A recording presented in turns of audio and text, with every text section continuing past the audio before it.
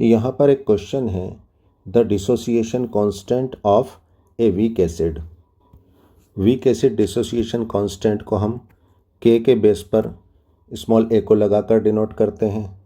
यहाँ पर small a weak acid को शो करता है और कैपिटल के कांस्टेंट को शो करता है।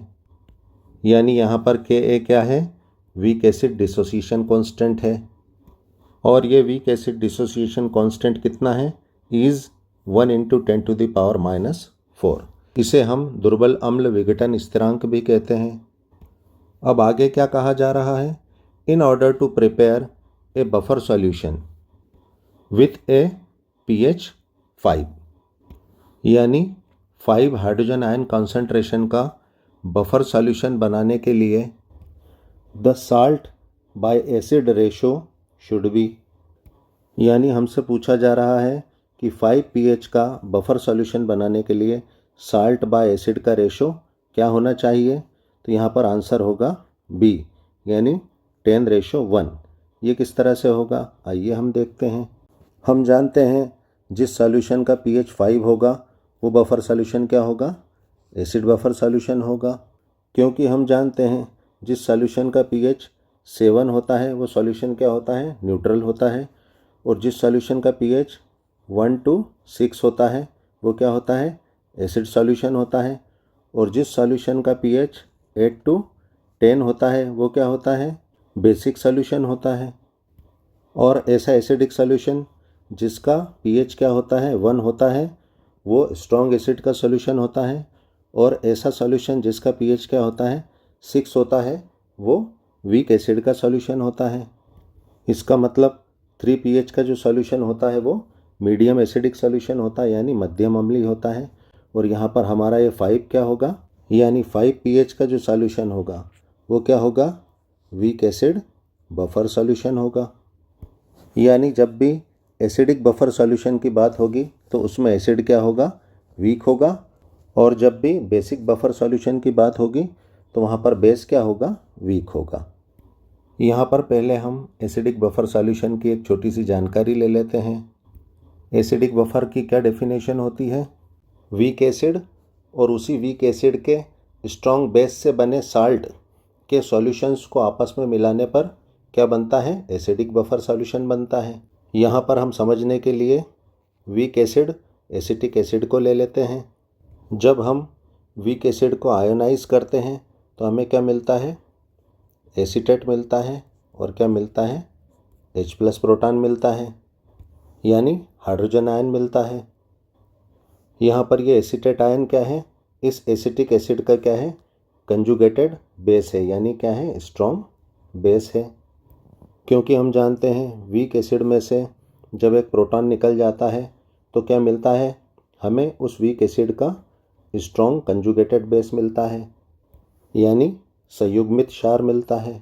और हम जब भी इस एसिटिक एसिड के सॉल्यूशन में कोई बेस मिलाते हैं, यहाँ पर हमने सोडियम हाइड्रोक्साइड यानी NaOH मिलाया है, तो NaOH का Na+ कंजुगेटेड बेस यानी एसीटेट से जुड़ जाता है और OH- इस H+ आयन से जुड़ जाता है।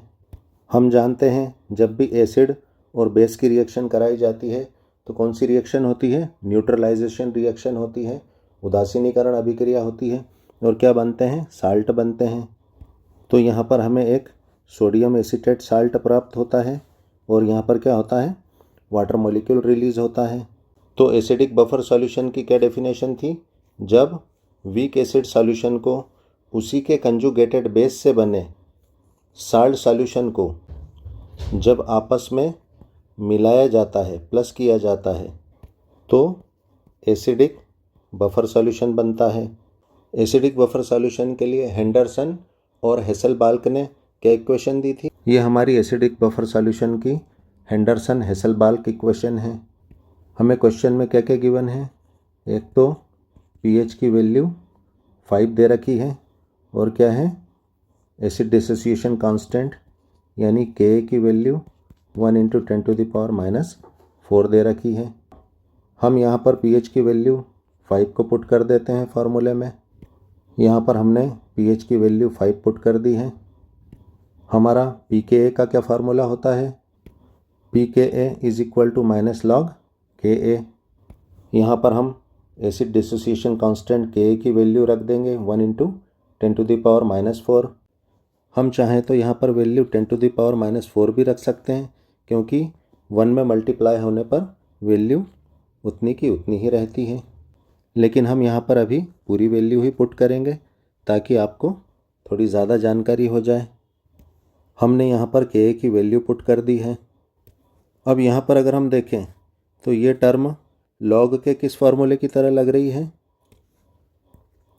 लॉग एम इंटू एन की तरह लग रही है। और लॉग के इस फार्मूले का हल क्या होता है, log M plus log N. तो हम ये फार्मूला यहाँ पर अप्लाई कर देंगे। तो यहाँ पर क्या हो जाएगा, माइनस लॉग 1 प्लस लॉग 10⁻⁻4 हो जाएगा। हम जानते हैं log 1 की वैल्यू क्या होती है, log 1 की वैल्यू 0 होती है। तो यहाँ पर जो है हम log 1 की वैल्यू 0 पुट कर देंगे। तो यहाँ पर क्या बचेगा, log 10⁻⁻4 बचेगा। अब यहाँ पर अगर हम देखें तो यहाँ पर log की ये वैल्यू देखने पर कैसी लग रही है, log m की पावर n। और log के इस फार्मूले का हल क्या होता है, n log m होता है। अब यहाँ पर ये फार्मूला अप्लाई करने पर क्या हो जाएगा, -4 log 10।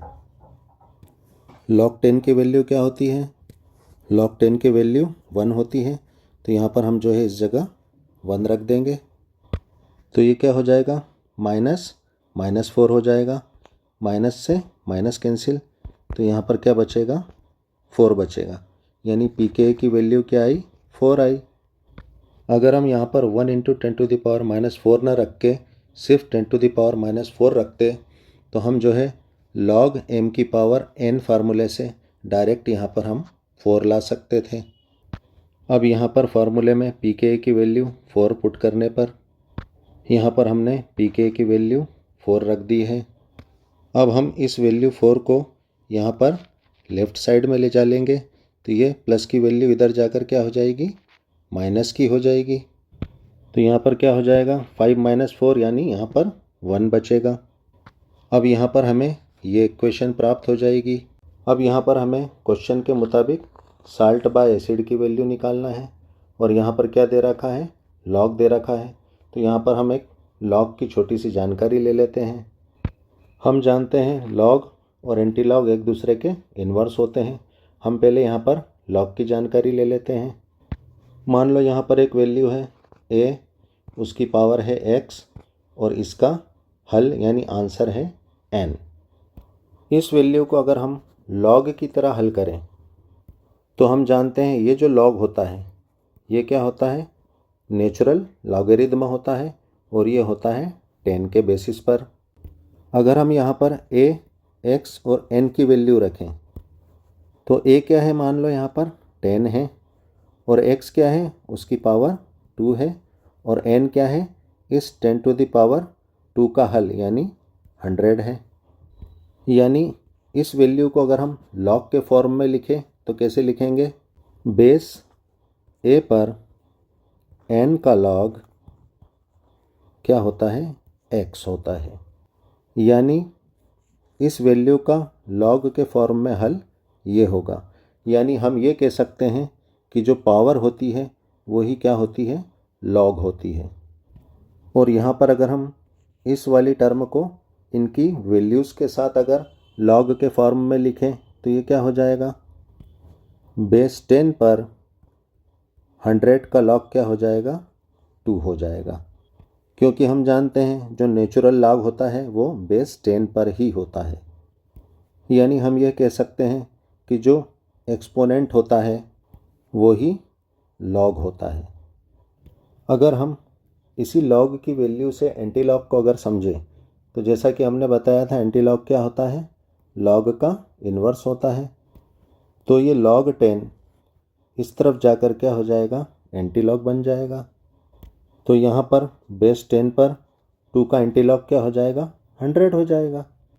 यानी हम यूँ कह सकते हैं कि एंटीलॉग निकालने के लिए बेस 10 की पावर हम क्या चढ़ा दें, 2 चढ़ा दें। यानी 10 की पावर 2 यानी एक्सपोनेंट 2 रखने पर हमें क्या मिल जाएगा, 100 एंटीलॉग मिल जाएगा। तो इसी बेसिस पर हम यहाँ पर इस वैल्यू को हल करेंगे। जैसा कि हम जानते हैं ये लॉग क्या होता है, 10 के बेसिस पर होता है, क्योंकि नेचुरल लॉग 10 के बेसिस पर ही होता है।